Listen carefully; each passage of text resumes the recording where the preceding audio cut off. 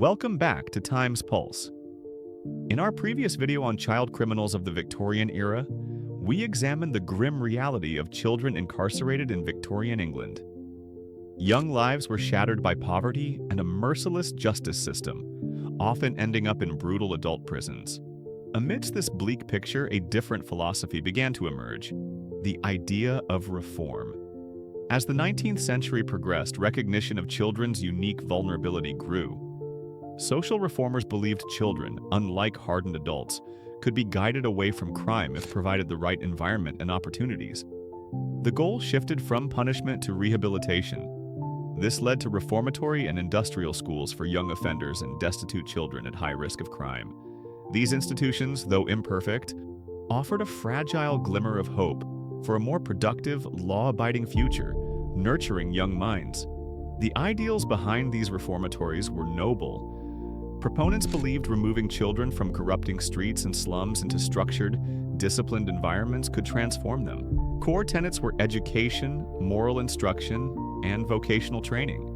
Children learned basic literacy and arithmetic, received religious and ethical guidance, and acquired practical skills like carpentry, domestic work, or tailoring, aiming for honest employment. The hope was to instill work ethic, self-discipline, and responsibility, breaking the cycle of poverty and crime, equipping them for a better future.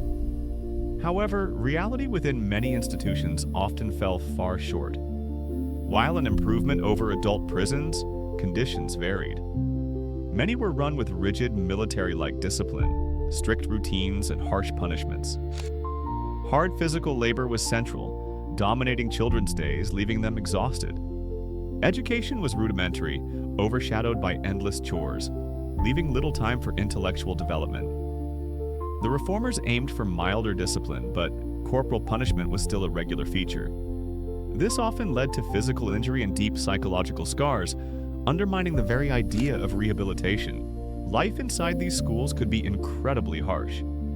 Children often faced inadequate food, severe overcrowding, and rampant infectious diseases, grimly mirroring the unsanitary conditions of the slums they came from. The stated goal of moral upliftment often clashed with the reality of managing large groups of traumatized, rebellious children with limited resources. This led to environments focused more on strict control rather than genuine care. Oversight was inconsistent.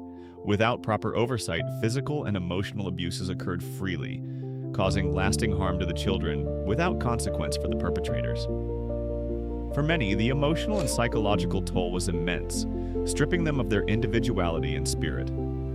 They essentially traded one hardship for another, often carrying the lasting stigma of their time in a reformatory. This made true social and economic reintegration incredibly difficult for them throughout their lives. Despite these significant challenges, some remarkable success stories did emerge. For certain children, the structured environment, basic literacy, and practical vocational training provided a genuine opportunity for a fresh start, a vital chance to escape their predetermined fate. Upon release, some secured apprenticeships or steady jobs, successfully integrating into mainstream society and building lives free from crime and destitution. These isolated successes, though not universal, fueled the ongoing public and political push for further juvenile justice reform.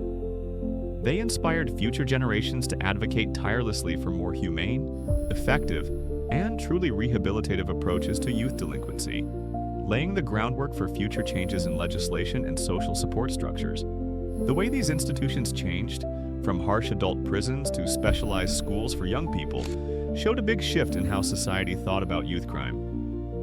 It was a slow and often difficult process, full of mistakes, but it laid the groundwork for a kinder, more thoughtful approach to children who committed crimes. The new idea was that kids deserved a different path than adult criminals, a path focused on helping them get back on track, getting an education, offering support for their minds, and helping them rejoin society. This idea slowly but surely gained wide public and political acceptance. This complicated period of changes eventually led to today's youth justice systems. Now the main focus is clearly on what's best for the children, helping them grow as a whole person, understanding their mental state, and providing help tailored to their needs. All this aims to stop them from committing more crimes, rather than just punishing past mistakes. It offers a brighter future and a much-needed second chance for vulnerable young people, recognizing their unique needs. Thank you for watching this video. If you found it insightful and want to delve deeper into the complex world of history, please like, subscribe, and share your thoughts in the comments.